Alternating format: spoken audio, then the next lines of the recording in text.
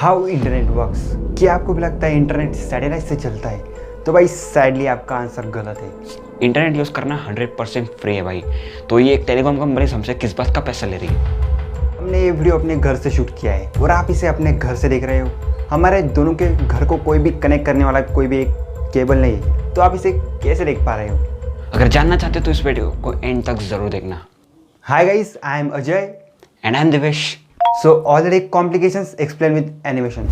हमारा most of the internet work करता है दोस्तों फाइबर ऑप्टिक केबल्स के जरिए। ये जो फाइबर ऑप्टिक केबल्स है वो समंदर के अंदर बिछाई हुई होती है और जो हमारी फाइबर ऑप्टिक केबल्स है वो एक देश से दूसरे देश को कनेक्ट करती है। ऐसे हमारा पूरा का पूरी दुनिया इस केबल से कनेक्टेड हो जाती है। सो ये ऑप्टिक फाइबर केबल्स बिछाने वाली कंपनीज को हम बोलते हैं टीयर 1 कंपनीज।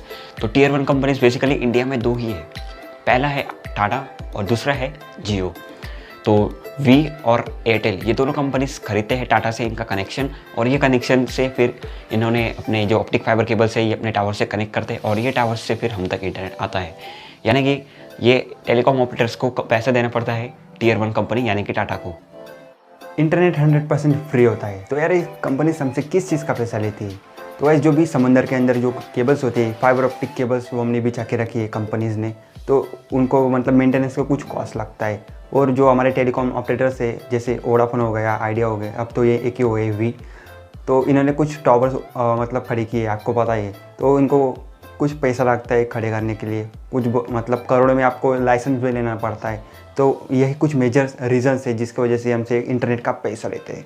पानी सबके लिए फ्री होता है, पर ये जो हम पानी खरीदते हैं वो कंपनीज हमसे इस चीज़ का पैसा लेते हैं कि पानी को उनको प्यूरिफाई करना पड़ता है और इसको कूल भी करना पड़ता है और उनको स्टोर भी करना पड़ता है। तो यही कुछ इंटरनेट का आप समझ सकते हो। अब आपको याद होगा कि हमने आपसे वीडियो के स्टार्टिंग में एक सवाल पूछा था कि हम दोनों के घर के बीच में कोई भी वायर नहीं है, तो आप इस वीडियो को कैसे देख पा रहे हैं?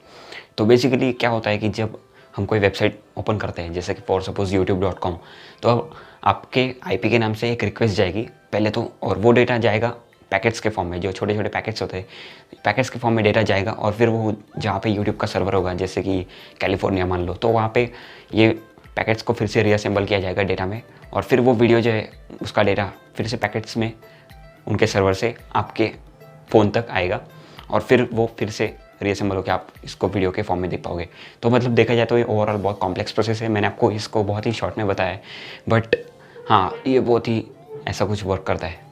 अगर आपको हमारा टेक कंटेंट अच्छा लगता है तो आप हमारा इंस्टाग्राम अकाउंट भी चेकआउट कर सकते हैं, मैंने लिंक डिस्क्रिप्शन में दे दी है। See you in the next one. Goodbye.